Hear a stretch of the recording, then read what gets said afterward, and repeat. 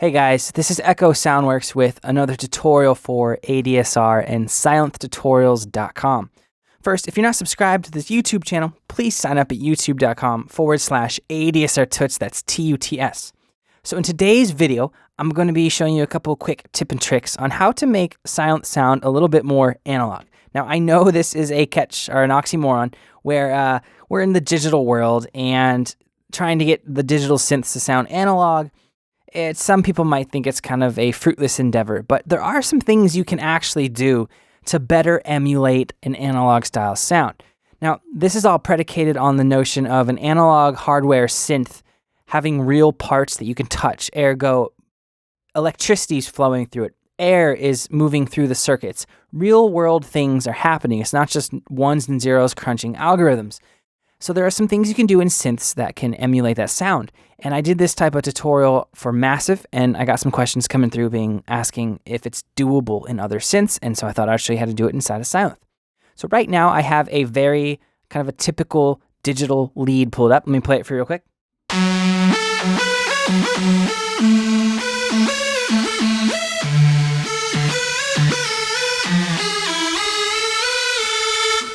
Right, so it's not a bad sound by any means. Like, you could use this in a lot of different genres right now, but it does sound very digital.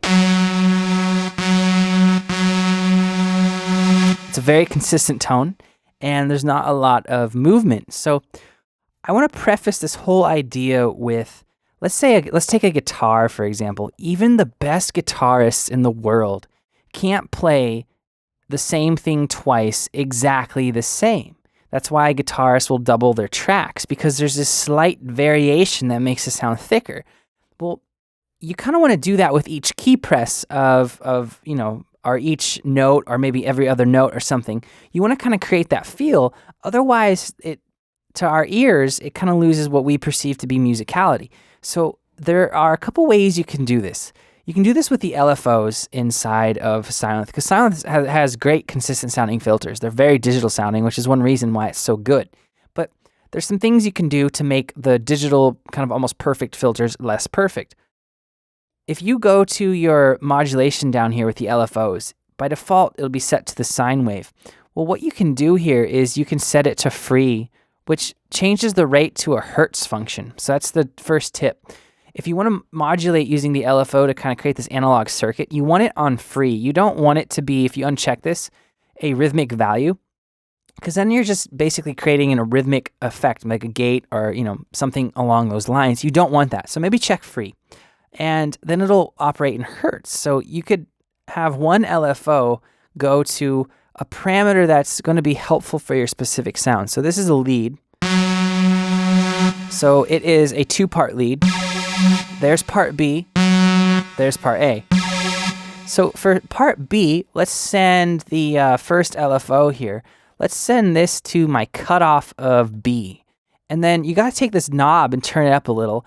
And this rate, I'm going to play around with it and see what happens. I have part B soloed.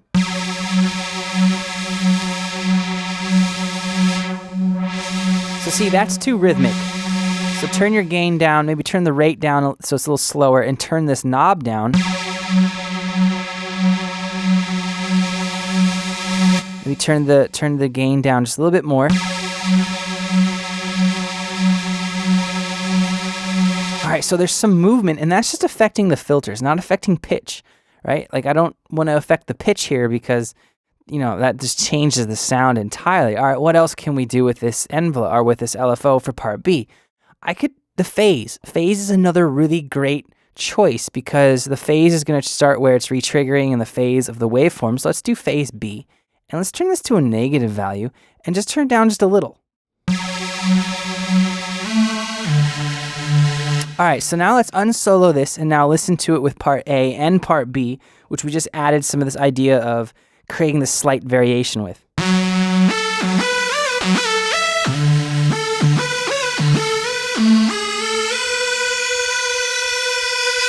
So there's a little bit of movement. Let's go to part A now and go to my second LFO. And I'll check free, but you don't really have to do this for this, because I'm going to use a very interesting waveform for this LFO.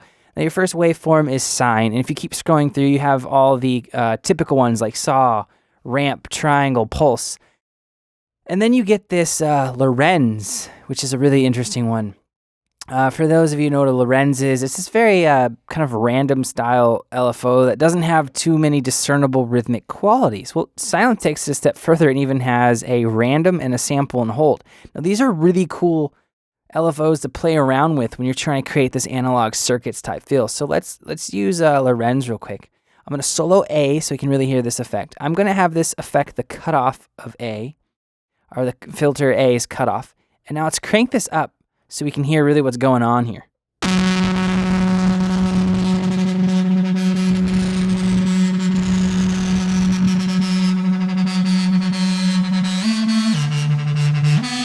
So see how it's kind of chaotic and it's hard to pick up on a discernible rhythm, unlike with the sine wave? Right? That versus this. Okay, now let's try sample and hold. Okay, that's a little bit too rhythmic, and let's try random. Okay, random's gonna work really well. So you can use Lorenz or random. I'll go back to Lorenz here, and actually I'll scratch that. Random it is. I'm gonna turn the rate down now, because you don't want too fast of a rate with these. Let's turn this up now. This is another great way to overdrive your filter too.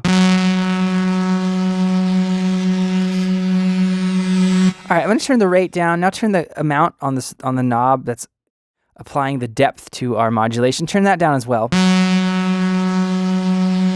Okay, so now we have modulated 3 different destinations with 2 different LFO shapes, with different rates, different gains, all that good stuff. So we have LFO 1 going to cut off B and phase B with a sine wave.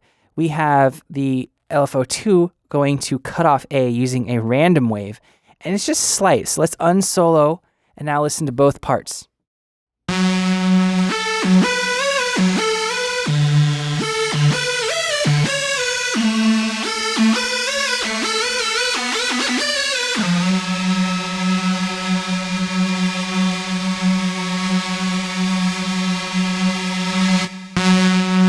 So as you can see, or hopefully you can hear through YouTube, it's just a slight effect, but it can be something that can take a sound that's really predictable and digital and make it slightly more analog.